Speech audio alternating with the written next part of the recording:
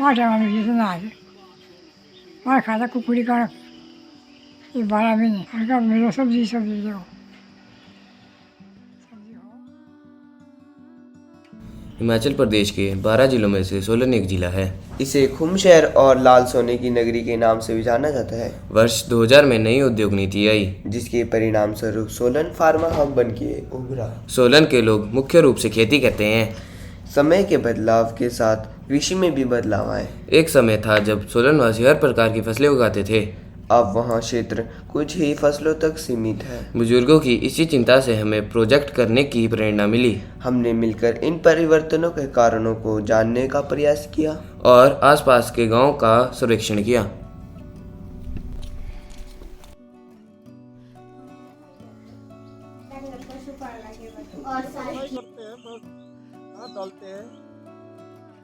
आंकड़े एकत्रित करने के लिए हमने एपिकलेक्ट 5 का चुनाव किया ताकि हम इसमें आंकड़ों के साथ साथ खेतों को भी चिन्हित कर सके।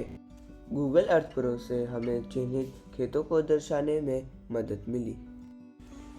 एकत्र आंकड़ों को चिन्हित खेतों के साथ जोड़ने के लिए और उसके विश्लेषण के लिए QGIS ने हमारा काम बहुत आसान कर दिया। QGIS की सहायता से हमने आंकड़ों के आधार पर कुछ मानचित्र बनाए जिसने हमारे सामने प्रश्न खड़े किए।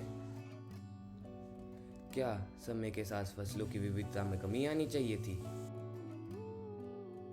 अनाज के उत्पादन में क्या फर्क आया? सब्जियों की मांगें बढ़ी। दालें तो मानचित्र से गायब ही हो गई। हमने पाया कि जहां किसान 12-13 तरह की सब्जियां उगाते थे, अब केवल 4-5 ही रह गई है। इसी तरह 3-4 प्रकार के अनाज की जगह अब मक्की पर सीमित है।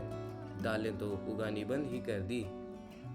इसी प्रकार जब हमने एक एक फसल का विश्लेषण किया तो पाया जहां पहले 80% लोग टमाटर लगाते थे, अब यहाँ 100% है। इसके अलावा हर फसल को लगाने वाले किसानों की संख्या में कमी आई है।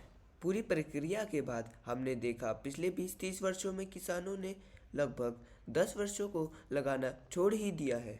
दवाइयों की फैक्ट्री खुलने से सड़कों की हालात सुधरी है, जिससे किसानों की पहुंच बाजार में बढ़ी। हमें ये समझ आया कि पिछले 20-25 वर्षों से खेती में कितना परिवर्तन आया है। फसलों के उत्पादन को बढ़ाने के लिए लोग रासायनिक खादों और दवाइयों पर निर्भर हैं। लोग अनाज दाल जैसी फसलों को छोड़कर सब्जियां ही उगा रहे हैं। यह परिवर्तन हमें फैक्ट्रियों के आसपास ज्यादा दिखाई दे रहा है।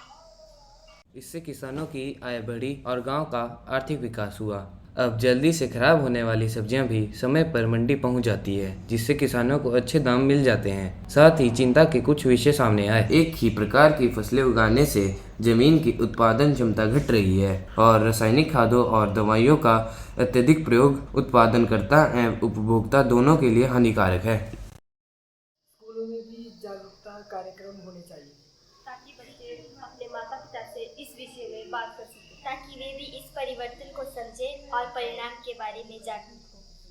संयुक्त राष्ट्र द्वारा निर्धारित सतत विकास लक्ष्य 15 स्थलीय परिस्थिति तंत्र के सतत उपयोग की बात कही गई है। इसके अंतर्गत हम गांव के बदलते रूप से आपको अवगत कराने का प्रयास कर रहे हैं। साथ ही लक्ष्य 2.4, 3.9 तथा 12.8.1 को हासिल करना भी इस प्रोजेक्ट का उद्देश्य है।